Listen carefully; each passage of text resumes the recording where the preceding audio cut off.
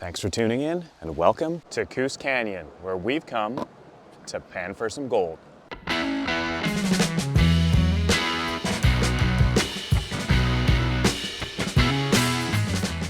Coos Canyon is located in western Maine, about a 7-hour drive for us through 2 provinces and 3 states.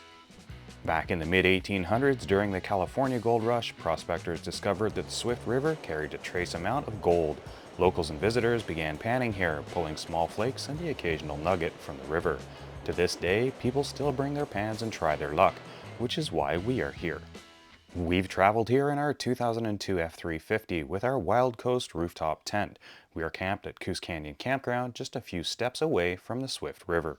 So let's get right down to it. To test the most ground, Krista and I have chosen different spots to see what kind of results we get. I've started out with cleaning out this crevice. It's right at the end of a swift flowing section of the river, and the crevice runs perpendicular to the water flow, so it should act well as a natural riffle to catch gold. Because we're not lucky enough geographically to have gold near us, we watch a lot of folks on YouTube who are, hoping to pick up nuggets of information to use when we do get to panning areas. Each channel is unique, and we learn different things from each of them. I don't know if you can hear me over the water, and if I was Dan Hurd, I'd be apologizing for the wind. If I was Pioneer Polly, I'd be in the water. And if I was Chris from Vogus, I'd be getting eaten by a snake or something. But if you've never heard of any of those YouTube channels, take a look in the links. If you're interested in this kind of stuff, definitely worth watching. Let's see if we get anything in this one.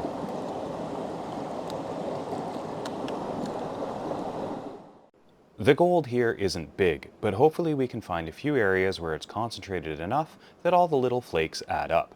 At the time of this trip, gold is worth about $5,000 Canadian per ounce, so it doesn't take a lot for the value to start adding up.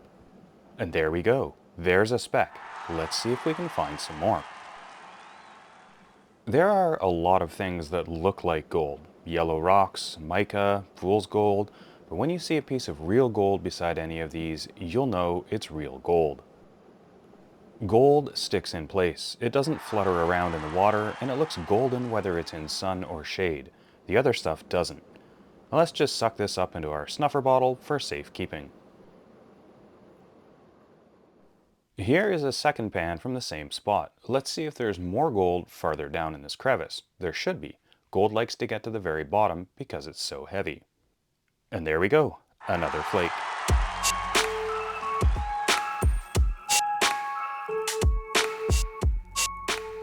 Into the snuffer bottle to join your friends. Well, I've got a few flakes.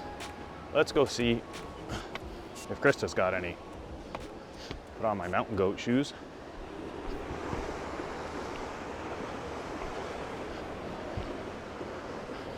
There's Krista.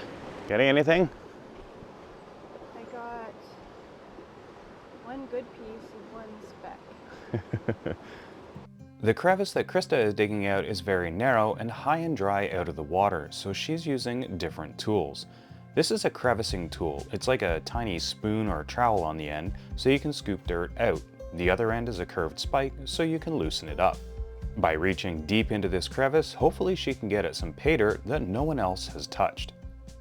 Pulling dirt out like this isn't fast, but the hope is that the payoff for taking the time is the higher concentration of gold. So let's see what pans out. Once in the pan, we have to stratify the material. This makes the gold sink to the bottom where we want it. Washing the material off the upper layers reduces the amount of material in the pan, and we just repeat this process over and over. Eventually, the material is small enough that the smaller riffles in the pan can be useful. You don't need these, but they can help when you get down to the last bit of material. Then it's time for the reveal, pulling back all the material that's sitting on top of what's in the bottom. Hopefully, that's gold.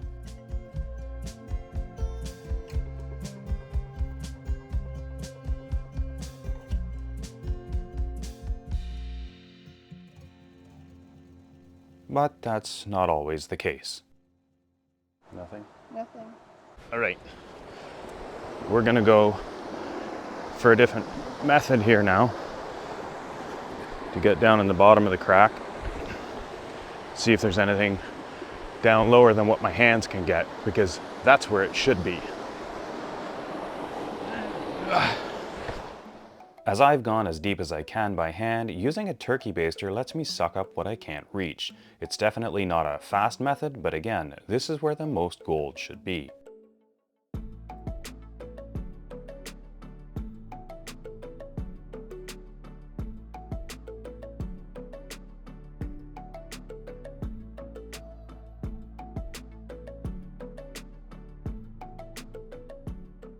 There are other tools that you may not think of as gold recovery tools, like this seal puller.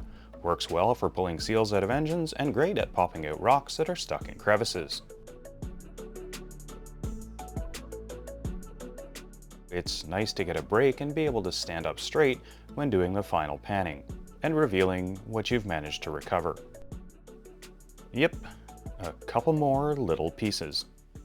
I'm thinking that this spot is better than where Krista has been working, so it makes sense to get 4 hands in here instead of 2. We are going to do everything we can to get these crevices cleaned right out. There are a few here to go through, so we will likely be here all day. There isn't much that will stop us, even a little bit of rain. I mean, we're not made of sugar, and at least there's no mosquitoes. Yeah, maybe not.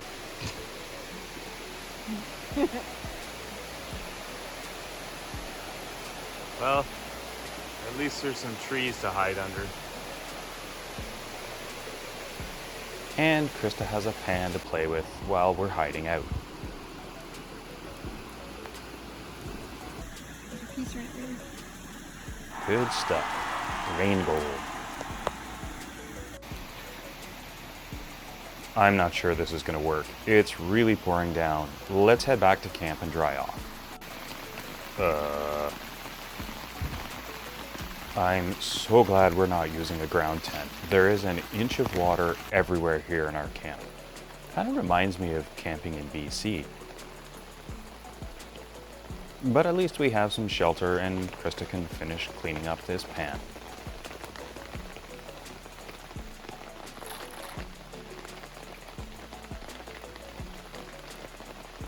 Couple more pieces. If it's hard to tell how much water we have here, here's what's draining out of our campsite. I'm so glad we're not on the ground. That was it for that day, but the next morning in the freezing cold, Krista got up early and snuck down to the river before breakfast. So I guess that's where I'm headed. Now on the short walk down to the river, I had planned on telling you about how cold it was overnight, but apparently I was still asleep and didn't turn the microphone on, so I'll just show you. Yep, 12.5 degrees, and it's August. If you're wondering how I was able to know this, take a look in the video description, because I picked up a nifty little Bluetooth temperature and humidity logger. Because it's Bluetooth, it works where there's no cell phone coverage or Wi-Fi network, like here, in the woods, in Maine. Now where's Krista? There she is. Huh, stealing dirt out of my spot, eh? Claim jumper. Okay, not really, no claims required here. This crevice is a bit more open, so she's able to use a trowel and a kitchen spoon. Yep, you need all sizes of tools for crevices. Hopefully, she's picked some gold out in the cold.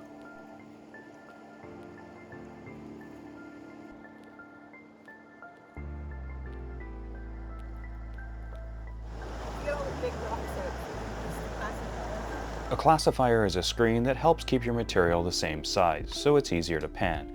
You'll see us use a classifier later. Here's that stratification again, in slow motion.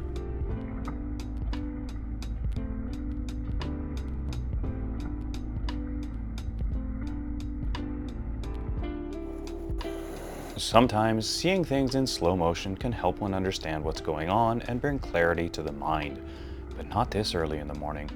Did I mention we're doing this trip with no cooking, and that means no coffee in the morning. So, like this slow-moving river, my mind isn't yet functioning properly either. Speaking of coffee, you can help support the creation of the content on this channel through Buy Me a Coffee by scanning this QR code with your phone. The geology of this area is definitely interesting. In some areas, the river has worn the rocks super smooth, and then right beside it there is jagged broken rock and crevices strewn with boulders and fossils, like this one. which appears to be a massive prehistoric dreamland dragonfly. Well, I guess it's time to wake up and get to work.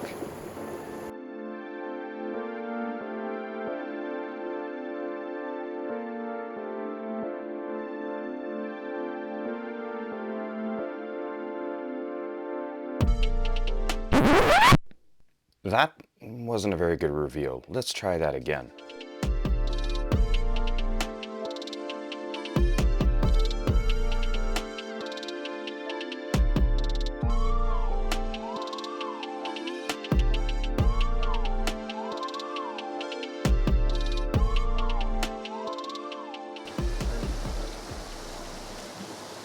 Go back here.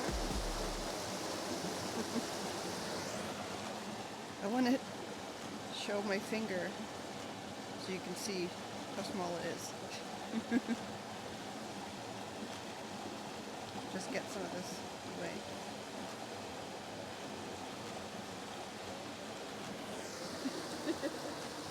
That's a big one. But every little piece adds up.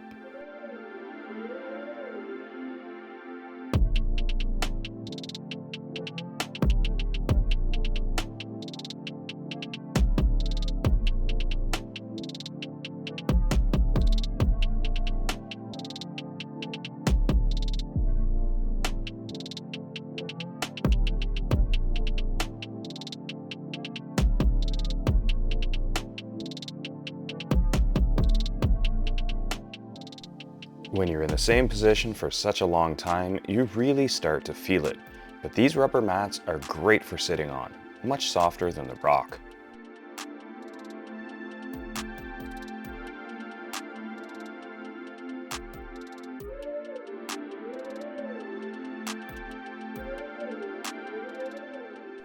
Now another way of finding gold is to move a lot of material, and if you have it, that should be easier with a sluice, like this one, but not set up like this. The water flow in this spot goes from good to nothing, and I can't get the sluice angle steep enough, but even with inconsistent flow and a slower than normal operation, it is working, and it's much easier on my back, so I'll go with this for a while and see what we produce. The material I'm putting in contains a lot of red sand, which comes from garnet. Garnet is heavier than a lot of materials, so the red sand is indicating where the gold should be.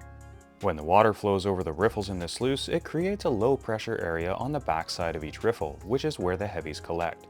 You can see the material moving around in this low pressure area and also see that it's collecting a lot of red sand. We also see the water flow is removing the lighter and larger material and the tailings out the end, so it's doing what it's supposed to do, just not as quickly as it could with more water volume and more consistent flow. Now, even though it may not be super efficient, it's more efficient than this method. But this method is definitely easier on the back. This will be our last night in the tent here, which, by the way, is mounted on fence posts using some U-bolts and 3D printed parts, which has been working quite well. Being above the truck bed is nice, as it lets us store things under the tent and have a bit of a workbench on the tailgate.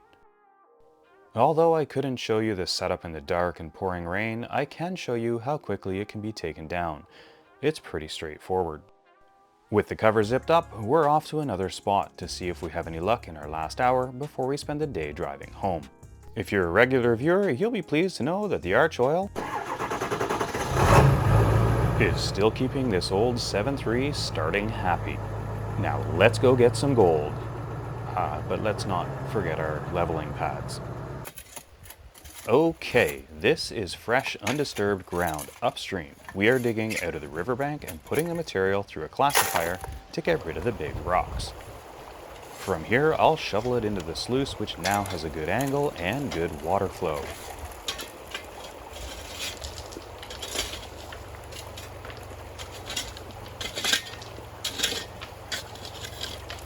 That is how the material should run through a sluice.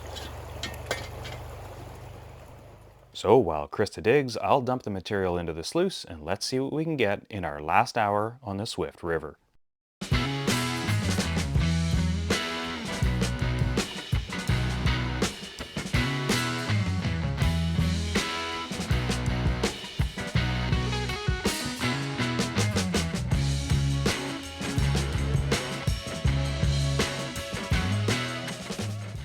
Now it's time to get the material into the pan and see what we have.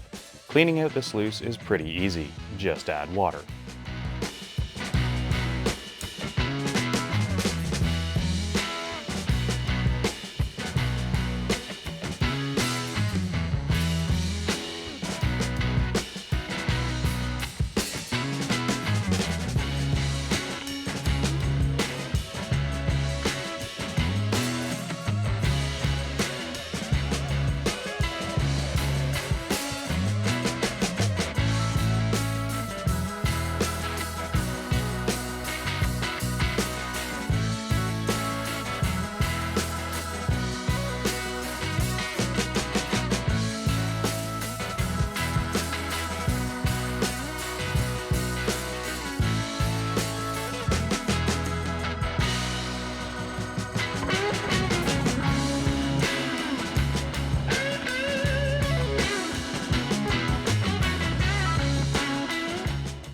And what did we get?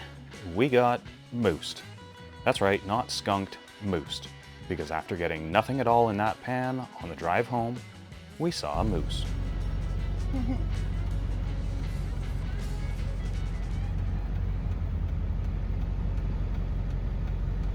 And to answer the question, yes, there is still gold at Coos Canyon, but how much did we get?